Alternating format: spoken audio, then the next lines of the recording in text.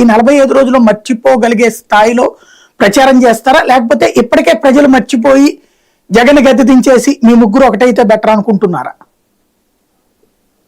అది సాయి గారు, గతంలో ఏం జరిగింది, ఎవరెవరిని ఏం తిట్టుకున్నారు, ఎలా విమర్శించుకున్నారు అనేది ఒక అంశం. అది ఇండివిజువల్ గా పర్సనల్ లెవెల్లో హర్ట్ అయిన వాళ్ళు ఉంటారు, కార్యకర్తలు కూడా హర్ట్ అయిన వాళ్ళు ఉంటారు. అది ఒక ఆస్పెక్ట్.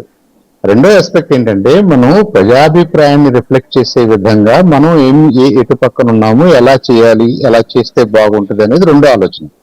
ఇది గోయింగ్ ఫార్వర్డ్ కి సంబంధించిన ఆలోచన. గతంలో తోడుకుండా వస్తే గతంలో రకరకాల అంశాలు ఉంటాయి కాబట్టి ఏ పార్టీకి ఏ పార్టీతో కుదరకపోవచ్చు, ఆ బ్యాడ్ టేస్ట్ వాళ్ళ మధ్యలో ఉండొచ్చు. రెండోది ఇష్యూ బేస్డ్ గా చంద్రబాబు నాయుడు గారు పలానా విషయంలో తప్పు చేశాడని అంటున్నప్పుడు ఆ తప్పు అన్నది ఇప్పుడు ఏమీ రాటిఫై చేయట్లేదు.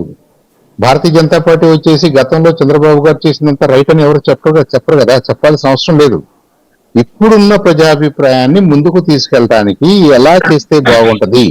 ఇప్పుడు ఉదాహరణకి వెంకటరెడ్డి గారి దీని ప్రకారంగానే మెజారిటీ ఆఫ్ ద పాపులేషన్ వాళ్ళ ఆశలు ఆకాంక్షల్ని మేము రిఫ్లెక్ట్ చేస్తున్నామండి, మేము ఆల్రెడీ సర్వీస్ చేస్తున్నాము, మా సేవ సరిపోద్ది, వాళ్ళు మా వైపునే ఉన్నారనుకోండి, నో ప్రాబ్లం. దానికి 3 కాదు 4 కాదు ఇంకా 6 కలిసి వచ్చినా కానీ వాళ్ళకి వచ్చిన ఇబ్బంది ఏం లేదు. అది కాదు అనేది ఈ మిగతా 3, 4, 5 పార్టీల అభిప్రాయం. ఈ 3, 4 పార్టీల అభిప్రాయం కాదు అన్నప్పుడు ప్రజల అవసరాలని ఆకాంక్షల్ని అడ్రస్ చేయట్లేదు, సమగ్రంగా అడ్రస్ చేయట్లేదు జగన్మోహన్ రెడ్డి గారు అని అనుకుంటున్నప్పుడు దాన్ని ప్రూవ్ చేయాల్సిన బాధ్యత కూడా వీళ్ళ 5-4 మీద ఉంటుంది కదా.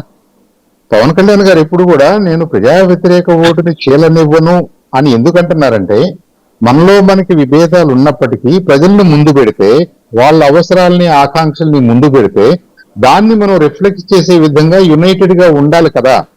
లేదంటే ఏమవుతుందండి, కొన్నిసార్లు 30%, 40% వచ్చినప్పుడు కూడా లార్జెస్ట్ నంబర్ గా రావచ్చు బయటికి.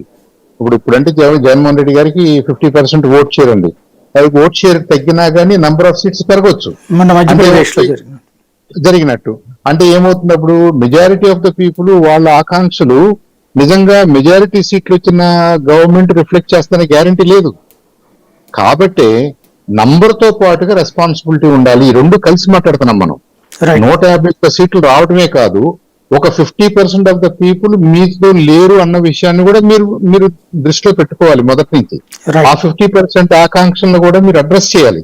అది రెస్పాన్సిబిలిటీ అంటే. ఎన్డీఏ కూటమికి ఎంత పర్సెంట్ ఓటింగ్ వచ్చింది సార్? వెంకటరెడ్డి గారు, ఎన్డీఏ కూటమైనా, భారతీయ జనతా పార్టీ అయినా, తెలుగుదేశం అయినా, వైఎస్ఆర్ పార్టీ అయినా వాళ్ళు ఆకలింపు చేసుకుని పనిచేయాల్సిన విధానం మీద మాట్లాడుతున్నాను నేను. Bharatiya Janata Party right, YSR party wrong అని మాట్లాడలేదు. భారతీయ జనతా పార్టీ కూడా కరెక్ట్ చేసుకోవాల్సిన అవసరం. మీకు